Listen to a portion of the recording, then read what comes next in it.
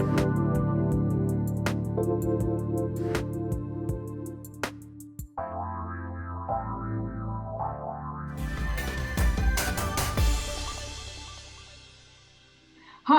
I'm Sherrie Clark, and welcome to Courage to Be Seen, the show that focuses on helping you achieve the success that you desire.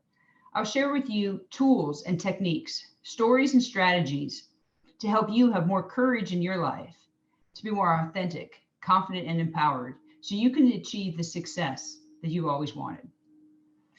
For today's show, I want to talk about an article that I recently read, and I have to admit, it didn't just surprise me, but it shocked me. It said that 1 in 4 women are considering either downshifting their careers or leaving the workforce because of this pandemic. 1 in 4. Now, maybe that doesn't surprise you. Maybe it was just me when I read it. In fact, I even, when I saw the article, I was so surprised. I actually went and got the actual report that was done from Lean In and McKinsey Company, that it was about a 63-page report. And I read the whole thing trying to understand, in reality, could really 1 in 4 women be thinking about leaving their careers because of the pandemic? So are you thinking about leaving your career? Have you been thinking about maybe downshifting, stepping back? And if so, why? Is this something that you've always actually wanted to do? Maybe you really wanted to be a stay-at-home mom, but culturally, it wasn't really an option for you. You thought you had to keep working. Or maybe financially before it didn't make sense, but now with the extra costs and not having daycare, it does make sense. So, I'm really curious and trying to find out how many women really feel this way. And if this is something that they just want to do now for a period of time, or if they're thinking that this should be permanent, that they just really want to stop work.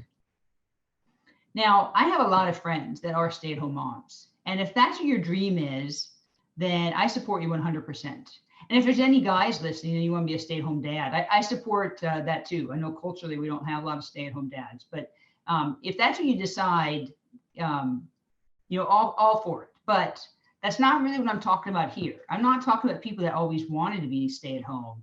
I'm talking about people that really have always wanted to have a career, that have worked hard for their careers. And now all of a sudden, they're thinking and rethinking their plans. They're rethinking their goals. They're rethinking their lifestyle. And I'll admit, I'm not the stay-at-home mom type. That probably doesn't surprise you. It's just not, it's not really in me. I've always said, for me to be a really good mom, actually going to work helps me out. It's something in my brain. I love working, and I also love, being a mom to my 2 sons. So that's just kind of me. So let's support those that want to be a stay-at-home mom, but let's talk about people that maybe think that they have to do this at this time, that they're being forced to, or that there's no other option. And that's really what I want to talk about today, because it does concern me. If you think about the number of women we have today in many careers, right? When I started my career, I was usually the only female in the room. Today, not so much. There are more women. We've done a lot of progress, not near enough, but we have made progress.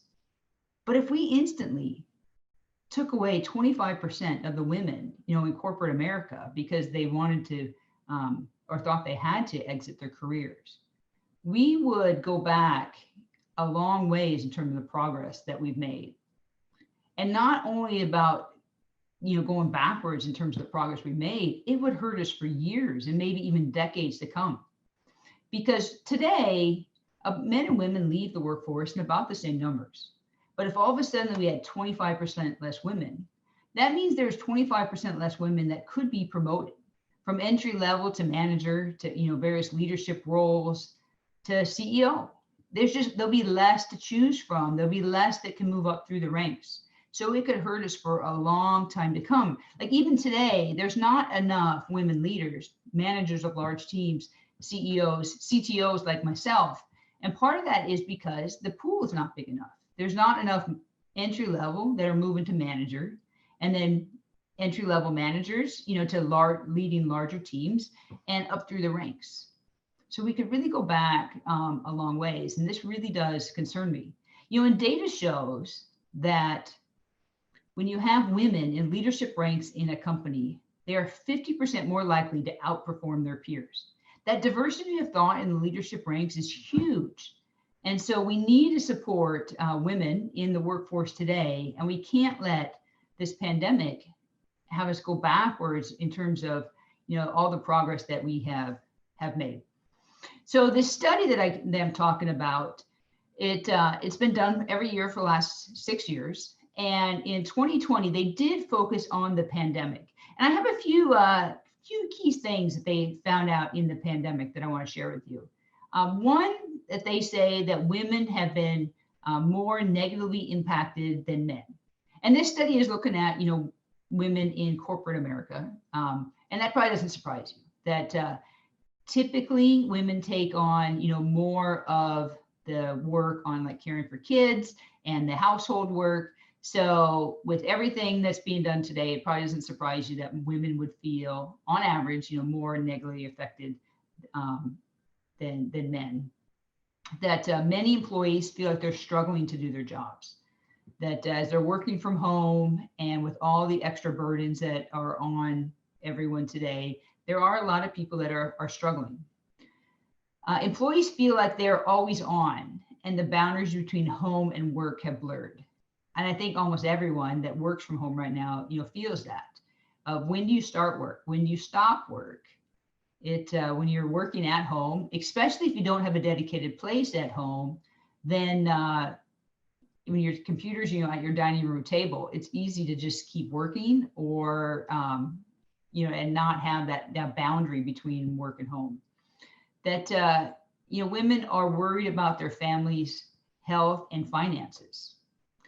Burnout is real. We had a show a couple months ago actually on burnout. If you are experiencing burnout and you want to listen to some tools and techniques to help deal with burnout, I encourage you to check that out. And then without school and daycare, it's even harder on women to work and take care of their children.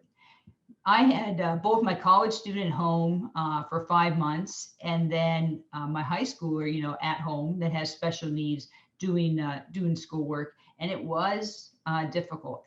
We are lucky here that both my sons are actually back at school, and that has made life so much easier. So I understand completely, and I can imagine even having young children that can't be at daycare at home and then trying to work is an incredible burnout for people. So I think all these things that came up in this report, wouldn't surprise you. They didn't surprise me. It seems actually quite obvious, but I hadn't thought about quitting because of them.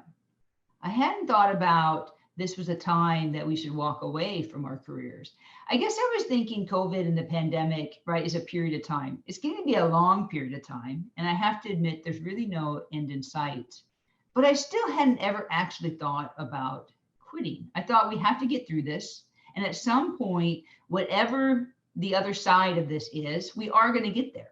I don't know when, but someday, we will get there. And I guess I thought, work would go on. So as I look back on my own career, I was trying to think of, is there any time I thought about quitting? And it is true. So I can actually understand how people feel. And that's really the story I want to share with you today. And then be able to, if you're in this boat, let you know that there are other options. So I've shared with you that I have a special needs son. And when he was born, he spent 63 days in intensive care right after he was born, before we ever got to take him home from the hospital. I went every day to visit him in the hospital, and it was tough, right? To have a little baby on ventilators and all these tubes and all this medical terms and all this stuff that we had to deal with.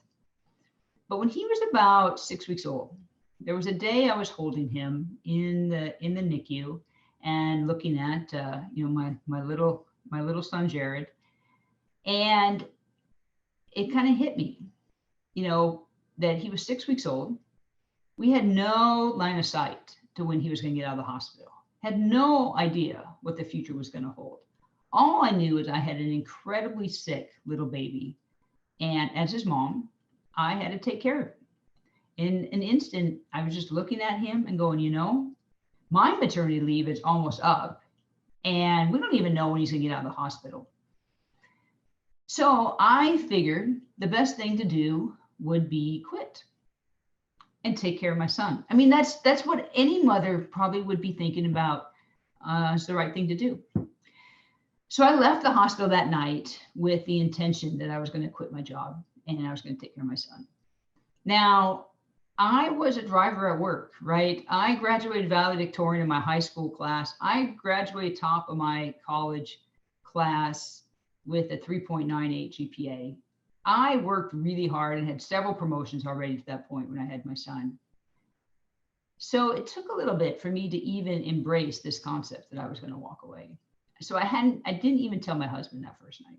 It was like I was just playing with it in my head. I knew I had already made the decision that as Jared's mom, I needed to take care of him. So I was going to walk away from my career. But I did kind of have to warm up to the idea myself. So I didn't tell anyone. Now, the next day, while I was at the hospital, I drove back to the hospital and I spent the day, because I was on maternity leave, right? I spent the day with my son in the hospital, and my cell phone rang. It was my boss, and he called and he asked, hey, you know, how's Jared doing?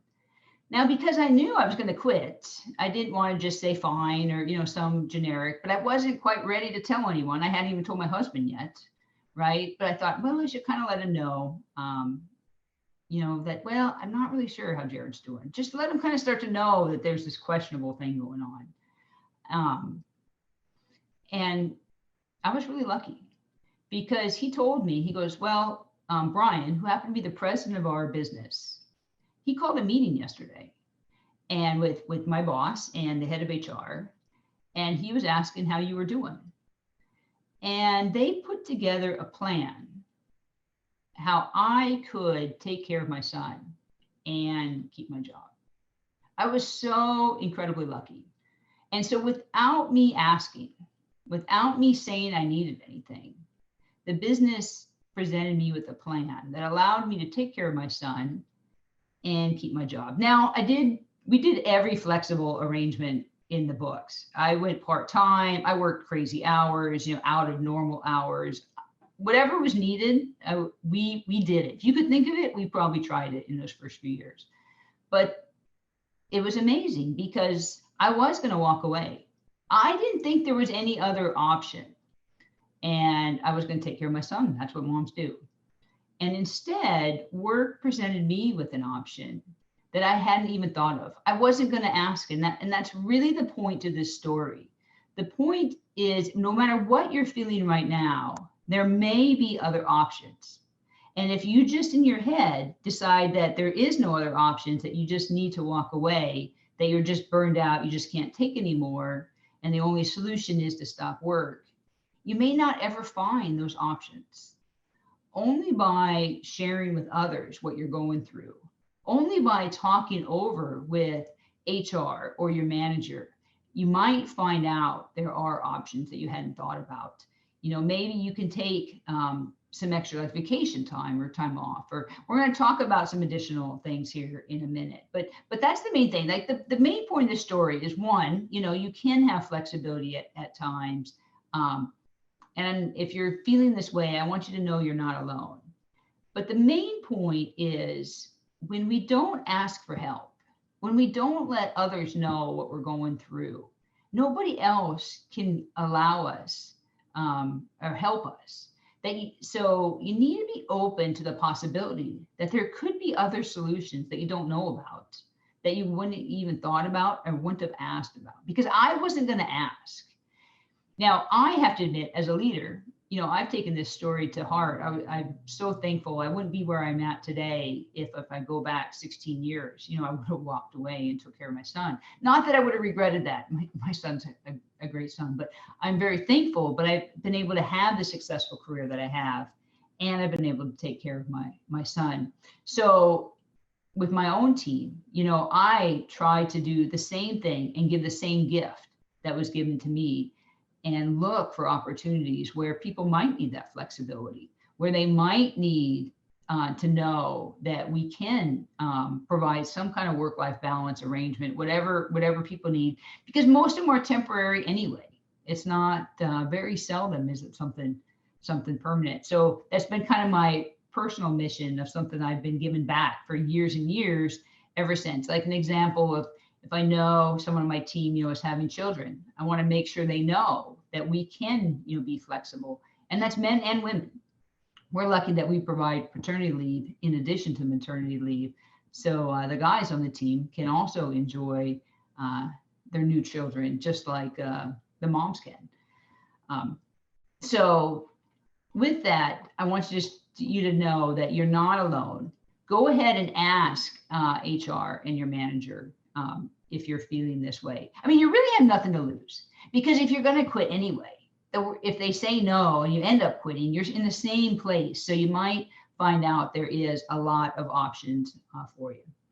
So I want to tell you about a quote that I think is kind of fitting for where we're at right now. And then we'll go into some things that might open up some ideas for possibilities that can help you at this time, so you don't have to walk away from your career if that's what you're feeling right now. And the quote is, "Courage doesn't always roar. Sometimes courage is the quiet voice at the end of the day saying, I will try again tomorrow." This is by Mary Ann Rodmacher. I really love this quote, and I think it describes our environment today very well. Because if you look at our lives, they sure aren't perfect in any way right now, right? Your house could be messier than you like. You could have missed your kid's Zoom call or called in late. Maybe your kid didn't get their homework uploaded into the right place where they're supposed to get it graded. There's just all this stress. I know when Jared was doing Zoom calls and he was doing school from home, his classes started at like bizarre times, right? Like 8:35 or 11:40, and one we had to keep track of all these different Zoom calls and call in at the right time and connect him up. And that doesn't align with my schedule, right? In the corporate world, times are like on the half hour. So if I need to set his Zoom call up and then get on my own video call, it was never lining up. And I have to admit, we just kind of did as best we could. I told his teacher what was going on, and I said, we'll try as best we can. And it was what it was, I mean, we did have him attend all of his calls that we could, but sometimes we were late, and sometimes I have no idea what the teacher told him, and he would hang up the call, and I didn't know if it was really over because I was on my own meeting. And that's the kind of reality. So as this quote says, do as best you can today. And the courage really is say, and I'm going to try again tomorrow. You're going to do as best you can tomorrow. Especially if your kids are in grade school, cut yourself some slack. Think about it. Their grades really don't matter as much as we tend to think they do. Now in high school, when you're trying to get like scholarships for college and GPA, there's a lot of stuff in high school that's different. But in grade school, we should just kind of cut some slack right now. If your kids have a little bit too much screen time, or they're watching just too many movies, like I said, or you missed that Zoom call, try again tomorrow. So I want to go over a few things that you could do or should try to do to see if it helps before you think you have to resort to quitting or exiting your career. Because if you need help, I want you to get it. And don't think you can do this alone. Don't think you can do it without sharing. A lot of companies are offering more mental health services, and a lot of these are through telemedicine. So if your company is offering it, take advantage of it. Find someone to talk to. Find out if there is some way to relieve the stress or get some help. But make sure you're taking advantage of the services that are out there, and they're available. A lot of times they're free or at very low cost. I know our company, you can do, I think, 6 sessions at no cost. And after that, it's like 25 or maybe $15 a session. It's pretty inexpensive. And through telemedicine and video, and we've been doing some of the doctor's appointments for Jared through telemedicine. It kind of depends on which ones they are, if we think that's useful or not. But it does work well, and I think we're all getting used to communicating on video on a regular basis. So make sure you take advantage of the services that your company might be providing for you. The second thing is, if you're given time off work, make sure you take it.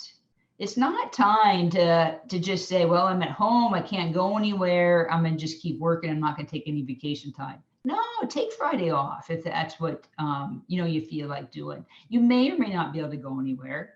You may be able to go to like a local hotel and just get a break. If it's not safe where you're at, you can just stay home. Close your computer, put it away. Don't look at it. Do things for yourself, but take that time and not work. I know last June I was feeling a little bit burned out, and one of my colleagues, said, "Well, Sherrie, when was the last time you took a day off?" And it had been a long time. And so make sure you're taking some time off, and maybe you just take the time off to focus on your kids that day, and you help them with their homework or something, or if they have a project, that could be a great day to take off. So use your vacation time, even if you're not going anywhere. The third thing is, you have to accept that all the goals that you've set, maybe it's work goals or your department goals, you do have to accept in this kind of environment, in this year, not everything is going to be reached. That doesn't mean you don't keep trying. That doesn't mean you don't do as best you can. But just accept, the outcomes for this year are going to look a little different than you were planning at the beginning of the year. And that's okay. And the sooner you accept it and kind of vocalize that is kind of how it's going to be, at least that stress will be released from you, and it will help. The fourth thing is, if school is causing a lot of issues with you and your kids, look to see if there's any other options. I know we did that with Jared. We were looking at a few different things. We found there's some daycares that were putting in programs for older kids. So the older kids could go there and log in, and then their people would supervise to make sure that they were doing their homework. We weren't necessarily teaching them because they were on Zoom and things like that, but there were actually programs. Another option we found locally, there was actually a Facebook group of parents trying to set up like small pods of kids in the same grade, and then they would hire tutors to meet with like those 6 or so students, or one parent would take each day and you'd rotate through. So that way the parents are supporting each other, and you don't have to have that same stress level every day. So maybe, one every 6 days or one every 2 weeks, you'd be responsible for supervising the kids, so they all attend their classes. And those are in small groups. So yes, you are getting some exposure, but it's in a small controlled group. So it's not, as broad as like a schoolroom. So that way that is an option. You could also look to hire a tutor or a college student to come in for a few hours a week or something like that, just to give you a break and know that someone is making sure the schoolwork is getting done. The fifth thing is, I would really say, stop judging yourself so harshly. You might miss a call, you might miss something. It probably will be okay. It probably is not as significant as you think. Just know, as long as you're trying, you're doing your best, somehow we're going to get through this. The next thing is, if you need to have a talk, like with your significant other, and let them know what's going on, ask them where they could maybe help out, you need to do that. I know Tim and I, we kind of had to develop a system of who's going to do what on which days. So that way, certain days that, I would know I could focus on the meetings I had and the work I had to do, and Tim was going to take care of Jared. And then on other days, Tim would have stuff that he needs to deal with, and then I would be doing more of the juggling. But having that at least gives you some breaks in there. If you don't have a significant other, maybe you have a friend or a family member that could help out, but have a talk and let people know where you're really at. And then last thing is, if you're a manager or a leader, make sure that you share what you're going through. The more people know that they're not alone in this, that there's a lot of people that have the similar feelings, it does help. And then the conversations can be had, and more people can help one another. So don't keep it to yourself. Make sure you share. Let people know. Where you're experiencing, and then you'll find out your team will be more open to share what they're feeling, and you won't have surprises of people on your teams that are suddenly saying, I'm going to stop work. So that if I was going to summarize, these things for you, make sure you take care of any mental health services that are available from work. Take time off. I can't stress that enough. Even if you're not going anywhere, take some of that time so you can take self-care. Accept that you're not going to reach all your goals. Look into some options for schooling to see if there's some ways you can do it other than trying to do it all yourself. Stop judging yourself. Have a talk with a significant other or family member if you can get some help, and make sure you share what you're currently facing. The last thing that I'll just have you think about, if you're having time and saving time because you're not commuting to the office, try to take that time and do some self-care for yourself. Take a walk or listen to music. Maybe take a bath.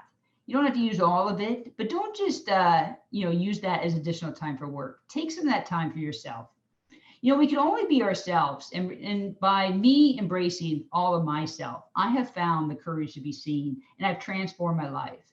The more courage that I have to embrace, the more enjoyable my life has become. I invite you to check out my website, couragetobeseen.com. There you can find out more about me and my coaching program. Make sure you subscribe to my podcast so you get notifications when we have a new show. And I post daily inspirational messages on Facebook or Instagram. So follow me there. And I encourage you to have the courage to be seen in your own life. And thanks for listening. And I hope to talk to you again soon.